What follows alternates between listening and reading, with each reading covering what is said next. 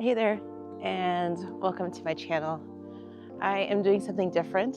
I am taking you on a journey down this little path at one of the coolest parks in San Diego. And there's sprinklers too. But I wanted to actually reflect and share with you 5 reasons why it's important to keep your friends close, and 3 things that you can do today to ensure that you are sharing your heartfelt appreciation for the people that care about you the most. And you may be thinking that this specific topic might not apply to you at all. And that's okay.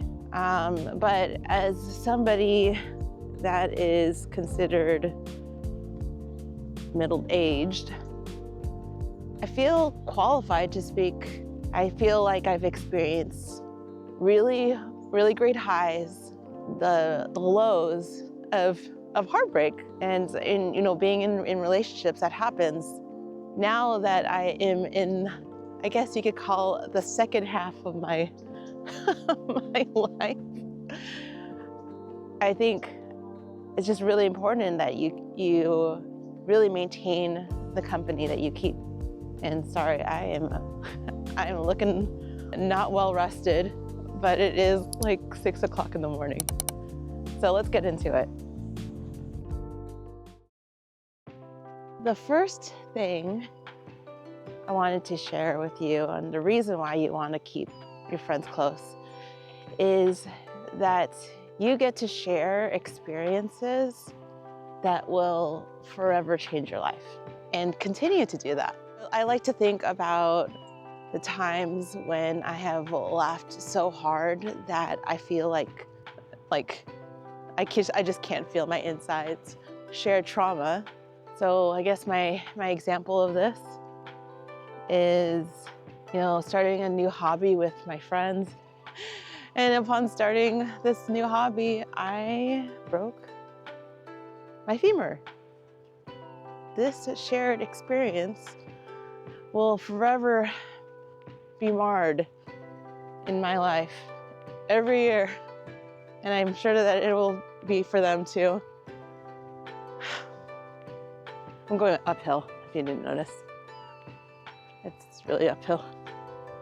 There's so many joys, memories, that shared experience that creates the ability to be vulnerable and your most authentic self. I don't know why you wouldn't want to continue to do that for yourself. We are hitting the sunrise. Let me share that with you. It's pretty cool. This view is gonna get really, really awesome. Wish you were here. So the second reason why you want to keep your friends close is you get to surround yourself with people that support you, and vice versa. You'll have people that will tell you how it is. And that's pretty important, I guess, in this landscape, being somebody that's much older than what I used to be.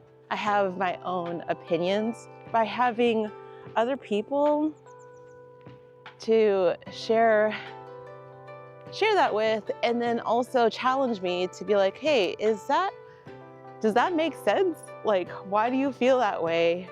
Sometimes that's not a question that you'll be able to get if you don't have a good group of friends to talk to you about it. And if you didn't notice, there's like a ton of gopher holes, hence maybe I'll find a gopher here a little bit later. The third thing is related to the second. You get to have diversity, which is really, really beautiful. And I think like a good example of this is my relationship with my sister. I'm gonna sit on this bench here. I would say that probably the first 20 years of my life, I was the same. I would say I was kind of like my sister, mainly because we were living in the same room for almost 19 years of my life. We are now in different stages of our lives where she's in a completely different state, different experiences, life experiences, that I'm just glad that we aren't the same person. Because can you imagine if, I don't know, if all my friends were me, we would lose our keys, miss flights. It would be chaotic. I guess it might be a little bit fun, get a few laughs in. So the fourth thing that I wanted to talk about, I don't know, this one's a little bit tricky to explain, but I think a really good reason why you want to keep your friends close is you want to continue to practice communicating and committing to love as an action. Every so often, we're in these moments where maybe there isn't enough energy to give. Oh my gosh, there's this really awesome hawk. Oh my God. Let me share with you.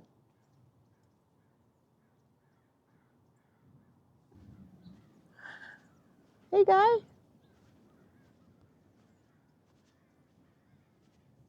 Good morning, friend.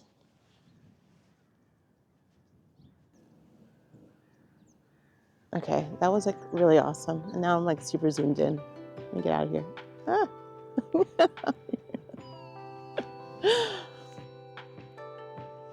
Do you see that hawk? It's insane. This is the wildest thing. All right. So, really wanted to go into this. Practicing communication with your friends. Who better to communicate love and all the feels, but with your friends? And I think that sometimes we get caught up in other relationships, or we just forget to really love your friends. The fifth one is really, I guess, what has got me going on this topic. The time is flying. Sometime this week I'll be meeting up with my friends that I've grown up with since middle school. We've been meeting up every year for the most part. We all live completely different lives, or they all have families. I get to catch up and see how their kids are gonna turn into little thems and have their own friends and drama that they have to deal with. And that's really awesome to see. I guess time is it's a commodity that needs to be invested in. I mean, I guess who better to share that time with than with people that you really care about and cared about for a long time. So there are 3 things that I wanted to share that you could do today to express your appreciation for your friends. So the first one's really easy, and that's to start a YouTube channel. I'm just kidding. But I do hope that you like and subscribe. Maybe you like this content. It's really thinking about and brainstorming ways to share your heartfelt appreciation. And they don't have to be super expensive by any means. We can all be ballers on budgets. There's a book that I read a long time ago. It was called The 5 Love Languages. And I guess it can relate to any close relationship that you have. There's basically little things that you can do to reciprocate love. The gift of quality time. You can set up, a meetup, like a quick coffee date, a simple text, or a little care package of, I don't know, candy or something like that. The second one is a doozy. It has nothing to do with other people, but it has everything to do with you. Be a better version of yourself for you. Let me let that sink in just a little bit. I feel like in the depths of my soul that the people that truly care about you want to know that you are okay and you're safe. Maybe your friends have an idea of what that looks like for you. That's not necessarily what they want. You should know yourself better than anybody else. It may require you to slow down, seek out therapy, taking those extra steps to maintain everything else around you. I guess that's like how to keep, like, I don't know, friendships high quality and low maintenance, to take care of yourself. And then the third thing is we have these great intentions, but all of it is no good without actual action. I hope that, I don't know, some of this resonates with you, because I'm just sitting in this park and I'm so appreciative and so grateful for this moment. I don't want to find myself regretting. That is something that I think about. Like, you can Google it. You can ask what the biggest regrets that people in their 90s feel. And one of the big ones was not spending enough time with people they care about or expressing their feelings. I even did a Google search on some of the people that were my age, what those regrets were as well. The same common piece was not prioritizing time with people that they care about. I had mentioned something about time earlier, and it's a limited resource that we have. I hope that today you jump off of the YouTube and just reach out to the people that care about you. That's all. See ya.